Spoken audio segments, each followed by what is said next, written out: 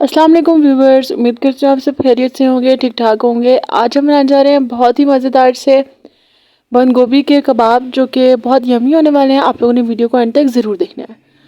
सबसे पहले मैं आपको बताती चलूँ कि इसमें क्या क्या जाएगा। काली मिर्च, सफ़ेद ज़ीरा, मेथी और अजवाइन, लाल मिर्च और बाकी चीज़ें इस तरह की नहीं जाएंगी, और साथ नमक भी जाएगा। और इसमें हल्दी वगैरह और कुछ इस तरह का नहीं जाएगा। बंद गोभी चाहिए होगी, जो कि आपने अच्छे से श्रेड कर लेनी है। ग्रीन प्याज लेने हैं, सिंपल जो प्याज होते हैं वो लेने हैं।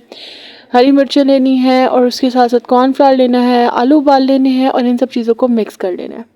इन सब को मिक्स करने के बाद एक चीज़ और मैं बताती चलूँ कि हमने ग्रीन चिलीज़ को अच्छे तरीके से जो है वो कर लिया था मैश, जिससे जो है वो पूरे पीसेस डालने से बेहतर है कि आप लोग इसी तरीके से इसको क्रश करके डाला करें। इससे टेस्ट इन्हांस होता है और मज़ेदार भी बनते हैं।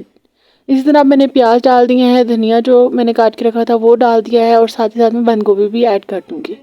वो ऐड करने के बाद मैं अच्छे तरीके से मिक्स करूँगी और अच्छा सा बैटर बना लूँगी। जैसे ही हमारे मिक्सचर तैयार हो जाएगा, हमने इसको थोड़ी देर के लिए साइड पे रखना है और अपने मज़ेदार से कबाब की शेप देनी है। एक दफ़ा अंडे में कोट करना है, एक दफ़ा हमने कोट करना है इसको ब्रेड क्रम्स में, और सिंपली हमने इसको फ्राई कर लेना है।